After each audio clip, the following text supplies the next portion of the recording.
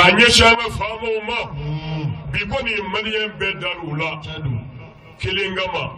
Kafu mogo bemi na we jamana inka horanyali. Jamana lafiyali. Ani jamana boli dinga bekono. Bilibili bakera. Hanna dana Faransi gweni makabo mari kono ya. Amba fo transition yi. Kuna kunyana. Wallahi. Hanna dana Faransi geni ma. Kuna kunyana. Mais Faransi tale ta abani ede. Misma fere biya. Siraka du fere ma. Mumoso anga kamara ka kandai. Amo nyilu fe. Ni ma informandi. Keminisma to unfair. Amogo bi ka horonya mina. Amogo bi lafiya mina. Soro chugo fo itana. Hate Faruku chena nikiraya ni nabi nyumaya kumaba anguna fo etira sabu ibi donjan kuma fo chogomina na wati sera abikla kake o chogola ina fo filimu ni kuma infora kabini utikalo kleshegi sam bafla ani sam ganfla ashura nyanameli keneka bako jikoroni balondandere mbaka ni kuma info duni bilaje hakilima bi alaka masaya ye ekuma nena wa ebi ni kuma nunu fo wati mina machama kumiri tala yere ko abisiga miri jango ka damine kabini Faransi tagaliko la ala sona i y'a fɔ cogo min na o kɛra ten don min na ni Mali marafama bɔra jabarani na k'a jɛya diɲɛ bɛɛ ye ko Faransi gwɛnlen kɔfɛ MINUSMA fana labila la i ka tiɲɛ jɔra hali n'o y'a sɔrɔ a fɔ don i yɛrɛ kanubaga caman banna i la kuma in fariya fɛ a kɛra maa caman kɔnɔ ko diɲɛ wulitɔ don ko sabu Faransi gwɛnni ka nɔgɔn ni MINUSMA ta ye ko MINUSMA ye diɲɛ bɛɛ ye nka e bolo sina yɔrɔ min na tile bɔra ye Faransi gwɛnna MINUSMA gwɛnna cɛ ma wuli ka bɔ a fan kan o jaabiw de wolola ni Kidali n'a lamunu duguw bɛɛ minɛli ye kuma min na ni jamanadenw yɛrɛ jigi waro la k'a fɔ yala Kidali bɛna kɛ an ta ye bilen wa ja Faruku ye ala wele min kɛ faso Maliba ye ala y'a mɛn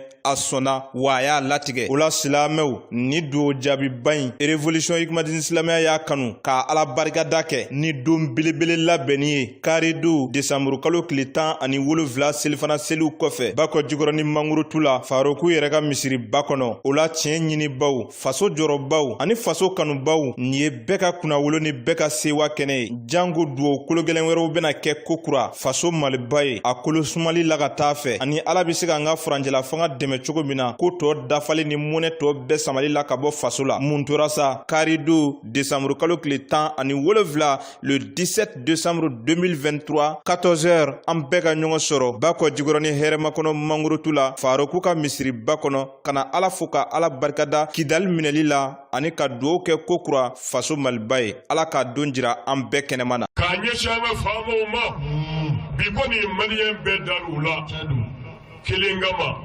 kafu mogo bemi na we jamana inka horanyali jamana lafiyali ani jamana boli dinga bekono bilibili bakera hanna dana Faransi gweni makabo mari kono ya amba fo transition yi kuna kunyana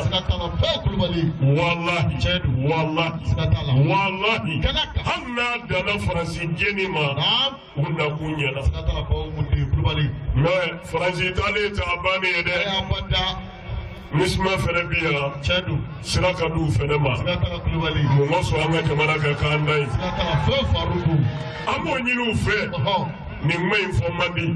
Keminisma to unfair. Amogo bi ka horonya mina. Amogo bi lafiya mina. Soro chugo fo itana. Eh oui, en voici un homme pas comme les autres, un guide pas comme les autres. Il s'agit du guide spirituel de la révolution Hikmadine Islamia internationale, son excellence Sidina Cheikh Oumar Sédou Goulouel El Farouk. Nous sommes au 8 août 2022, au grand terrain de foot de Bako Djikoroni pour les festivités de fin d'année de Ashura 1444-2022. Une grande cérémonie religieuse au cours duquel le guide spirituel de la révolution Hikmadina a demandé aux autorités de la transition du Mali La fin de la mission multidimensionnelle intégrée des Nations Unies pour la stabilité du Mali, MINUSMA, une demande qui a été donc exécutée par les autorités de la transition le 16 juin 2023. Le gouvernement du Mali demande le retrait sans délai de la MINUSMA. Le gouvernement de la transition informe l'opinion que dans le cadre des consultations en cours sur l'avenir de la mission multidimensionnelle intégrée des Nations Unies pour la stabilisation au Mali, MINUSMA, les autorités du Mali ont pris l'option stratégique de demander le retrait sans délai de la MINUSMA lors de la 9350e session du Conseil de sécurité, consacrée à l'examen du rapport trimestriel du secrétaire général des Nations Unies sur la situation au Mali, tenu à New York le 16 juin 2023.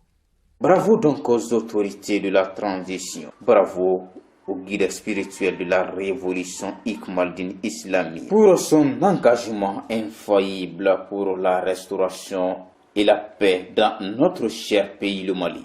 Cette décision stratégique d'expulsion de la MINUSMA a permis aux autorités, à nos forces de défense et de sécurité de reprendre la ville stratégique de Kidal. C'est pourquoi nous lançons un appel à toute la population malienne et du monde entier pour se joindre à nous, pour célébrer cette victoire de nos femmes, cette victoire des forces de défense et de sécurité, cette victoire du peuple malien, et de remercier Allah le Tout-Puissant qui a rendu possible cette mission le 17 décembre 2023 à la grande mosquée de Farouk à Bako-Djikourni et Remakono à partir de 15h. Population malienne, amis et fidèles compagnons du Farouk, sympathisants de la révolution Iqmal-Din islamia, autorités de la transition, chefs religieuses et coutumières, l'ensemble de la population malienne, nous sommes tous invités un seul jour, une seule date, le 17 décembre 2023 à la grande mosquée de Farouk à partir de 15h.